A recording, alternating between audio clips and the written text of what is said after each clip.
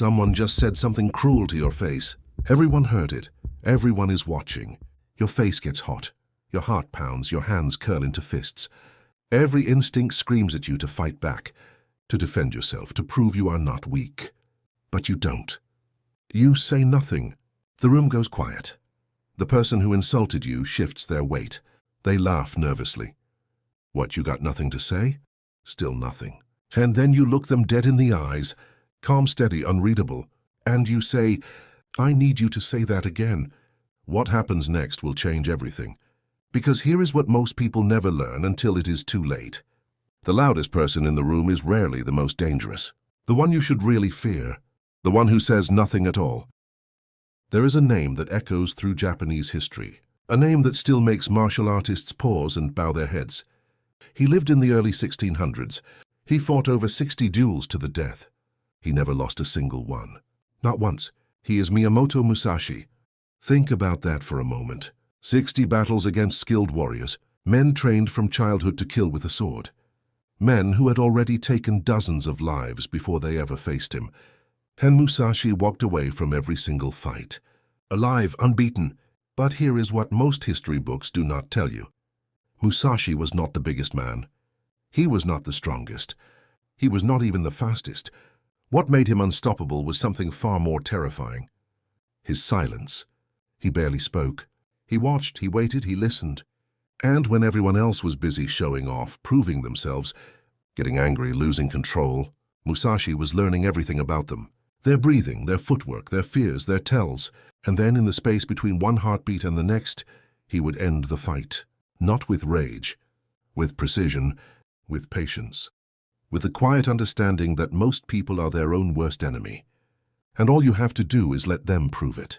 That is your edge. You already have it. You just haven't named it yet. The spine responding to insult. Let us bring this into your life. Right now, how should a dangerous man respond to an insult? With a lot of silence. Think about the last time someone said something ugly to you. Maybe at work, maybe at a family dinner, maybe online. Doesn't matter. What did you want to do? You wanted to fire back, you wanted to defend your honor. You wanted to prove that you are not someone who just takes it. That is what most people do. But here is the truth most people never learn. The moment you react to an insult, you lose control. Not because you are weak, because you just gave the other person exactly what they wanted. You gave them a reaction. And a reaction is a leash. Here is a different way. Your way. Someone says something ugly to you. Instead of firing back, you give them about 5 to 7 seconds of nothing. No expression, no response, just silence. Let that silence hang in the air like a storm cloud. And then you ask them, calmly, do you still feel proud of what you just said? Watch their face change. Most people cannot handle that question, because somewhere underneath all their bravado, they know they just said something ugly. They know they just stepped over a line. But they were expecting you to jump over that line with them. They were expecting a fight. They were expecting a hit of dopamine. That rush of adrenaline that comes from conflict. That feeling of control when they make someone else lose their composure. Instead, you gave them nothing. And then you put a spotlight on their behavior. Here is another technique.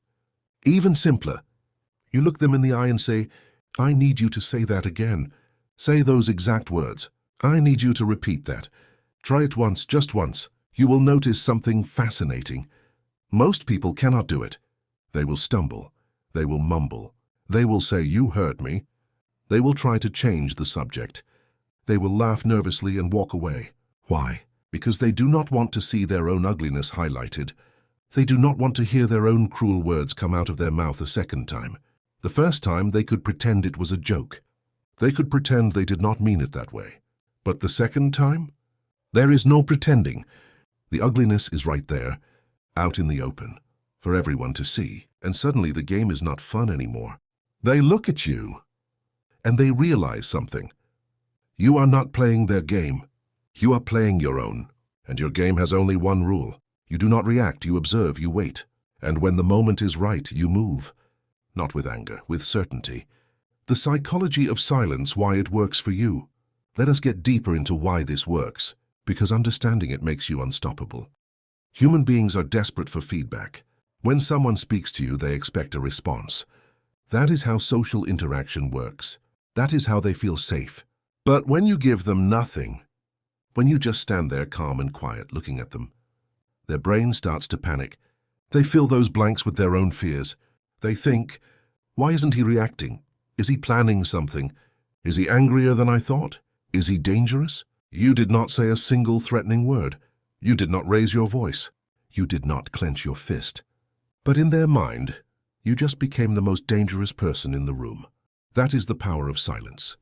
Musashi understood this 400 years ago. In his famous duel against Sasaki Kojiro, Musashi did something that confused everyone. He arrived late, hours late. Kojiro was waiting on the beach. He was furious. He had been standing there, sword in hand, getting more and more angry with every passing minute. By the time Musashi finally showed up, Kojiro had already lost. Not physically, mentally. His anger had clouded his judgment. His frustration had made him careless. His need to prove himself had made him predictable. Musashi stepped onto the beach, barely said a word, looked at Kojiro with calm, empty eyes, and then he took a wooden oar, carved it into a sword. Right there on the spot, Kojiro laughed. He thought it was a joke. A few seconds later, that wooden sword came down on his skull, and Sasaki Kojiro, one of the greatest swordsmen in Japanese history, fell dead into the surf. He never saw it coming. No one did, because they were all watching the loud man, the angry man, the man who showed up early and shouted and demanded respect. They should have been watching the quiet one. They should have been watching you. Society's misunderstanding. Let us be honest about something. Society does not understand you. Turn on any movie, watch any TV show, read any best-selling book. Who is the hero? The loud one? The funny one? The one who talks fast and has a comeback for everything? The one who never runs out of words? Who gets overlooked? The quiet one. The one who sits in the shadows. The one who listens more than he speaks. Most people mistake quietness for weakness. They mistake silence for shyness. They mistake your patience for passivity. That is their mistake, not yours. Because history tells a very different story. Think about the most dangerous people who ever lived. Not the most evil, the most dangerous. The ones who changed the course of human events. How many of them were loud? Look closer. The ones who truly shifted the world were often the ones who said very little. They watched. They learned. They waited. And then when the moment was exactly right, they moved. Not with noise, with certainty. Musashi wrote about this in his Book of 5 Rings. He called it the void. The void is not emptiness. It is not weakness. The void is the space where there is no ego, no fear, no desire to prove anything. It is pure observation. When you enter the void, you stop reacting to the world. You stop letting other people control your emotions with their words. You stop playing their games, and you start seeing things as they really are. You see the bully is actually scared. You see the loudmouth is actually insecure. You see the person who insults you is actually begging for your attention. Once you see that, you cannot unsee it. And once you see it, you realize something liberating. You do not have to respond. You do not have to defend yourself. You do not have to prove anything to anyone, because their opinion of you was never the point. The point was always your reaction. And when you refuse to give them one, you take away their power completely. That is not weakness, that is mastery. What happens when you start doing this? What happens when you start applying this? Not just in fights, not just in arguments, in daily life. What happens when you stop reacting to every insult? When you stop defending yourself against every accusation? When you stop proving yourself to people who never believed in you anyway? At first, nothing changes. People will still try to get a reaction out of you. They will poke. They will prod. They will say cruel things just to see if you bite. And when you do not bite, they will try harder. They will call you anything to get a reaction out of you. Let them. Because after a while something shifts. People start treating you differently. They become more careful around you. They choose their words more carefully. They laugh nervously when you look at them. Why? Because they cannot read you anymore. You used to be an open book. They could see exactly what you were feeling. Anger, fear, insecurity. It was all written on your face. Now, nothing. And nothing terrifies people more than nothing. Because they do not know if you are planning something. They do not know if you are angry. They do not know if you are about to destroy them. You have become a mystery. And mysteries are dangerous. Musashi understood this better than anyone.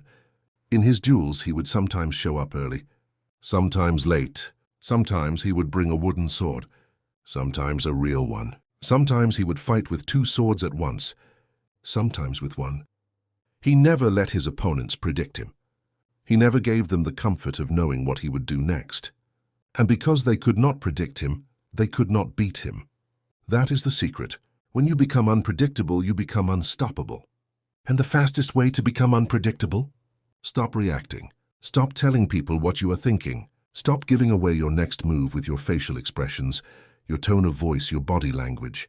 Become quiet. Become still. Become the void. And watch how quickly the balance of power shifts. Deep philosophical exploration. The psychological impact. Let us go deeper, much deeper. What is actually happening inside your mind when you choose silence?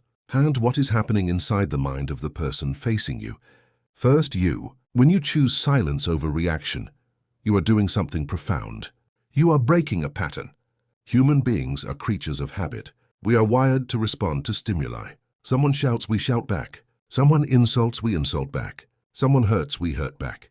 It is automatic, almost like a reflex. But when you refuse to follow that pattern, you interrupt the automatic loop. You wake up. You become conscious of your own choices. You realize that you do not have to be a puppet on strings, that you can choose how to respond or choose not to respond at all. That is freedom. Real freedom. Not the freedom to say whatever you want. Anyone can do that. The freedom to not say anything, to not care what anyone thinks, to be completely, utterly untouchable. That is what Musashi called the way of the warrior. Not killing, not fighting, not winning. The way of the warrior is having nothing to prove. When you have nothing to prove, no one can bait you. No one can control you with insults or praise. You are your own master. Now, what about the person facing you? Their experience is completely different. When they are met with your silence, their brain goes into overdrive. They start projecting. They start assuming. They start filling in the gaps with their worst fears. Psychologists call this ambiguity intolerance, the inability to handle uncertainty. Most people have it, badly. They would rather hear something terrible than hear nothing at all, because at least terrible is predictable. But your silence could mean anything. And the human imagination is very good at imagining the worst.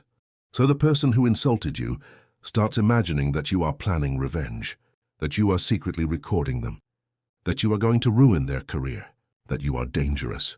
None of that is necessarily true. You are just standing there saying nothing, but in their mind you have become a monster. And the beautiful part, you did not have to do anything. They built the monster themselves with their own fear, their own guilt, their own insecurity. You just gave them the space to do it. That is the psychological impact of your silence. It is not about being cold or cruel. It is about refusing to carry other people's emotional baggage. It is about saying, that insult, that belongs to you, not me. I'm not picking it up. Practical application. How to use this without losing yourself. A word of caution. This power can be used for good or for ill. Musashi was a warrior. He killed men, he ended lives, his silence served the sword. But you are not Musashi, hopefully. You are someone trying to navigate a world full of loud, reactive, insecure people. You are trying to protect your peace, your sanity, your self-respect. So how do you use this without becoming cold? Here is the balance. Use silence as a shield. When someone insults you, do not stay silent to hurt them. Stay silent to protect yourself. When someone tries to bait you, do not ignore them to punish them. Ignore them to keep your own energy clean. When someone says something ugly, do not ask them to repeat it to humiliate them. Ask them to repeat it so they have a chance to hear their own words and maybe, just maybe, learn something. The goal is not to become dangerous to others.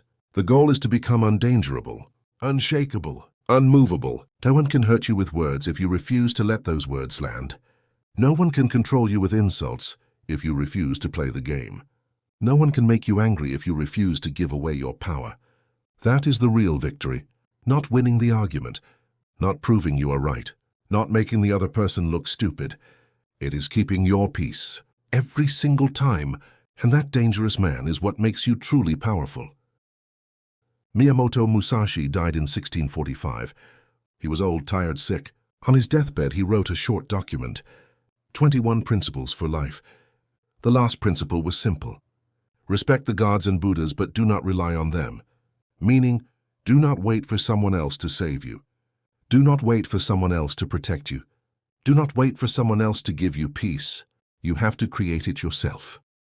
With your own silence, your own discipline, your own refusal to be controlled by anyone else's noise, Musashi spent his whole life proving that the quiet ones are the most dangerous. Not because they want to hurt anyone, because they cannot be hurt if they know what power they have. And a person who cannot be hurt is the most dangerous person in any room, not to others, to the systems that try to control them, to the bullies who try to break them, to the chaos that tries to consume them. They stand still in the middle of the storm, and the storm breaks around them. So here is the question I leave with you. Not what would Musashi do, what will you do? They demonetized us, let's call it what it is. Exile from the safe zone. The safe zone is where they keep the obedient, the ones who need permission to think. You've never needed permission. You've always trusted your own eyes, even when everyone else looked away. Behind this channel is a war they don't want you to see. Every truth we push gets flagged. Every sharp edge gets dulled by their rules. So from now on, the real content lives here. Behind this link is what the algorithm kills before it reaches you. No watering down, no apology. The crowd won't find this. They're not looking. The link is below. You'll know if it's for you. The next time someone says something ugly, the next time someone tries to bait you, the next time someone expects you to react, will you give them what they want? Or will you give them silence? 5 to 7 seconds of nothing, followed by 3 simple words. Say that again, and watch what happens. Because the quiet ones, they change history, not with noise, with patience, with observation, with the terrifying power of saying nothing at all. That is you. That has always been you. You just didn't know it yet. Now you do. What do you think, dangerous man? Have you ever used silence to diffuse a conflict, or have you been on the receiving end of it? Let the answer sit in silence for a moment. Then, if you feel like it, leave a comment. Or don't.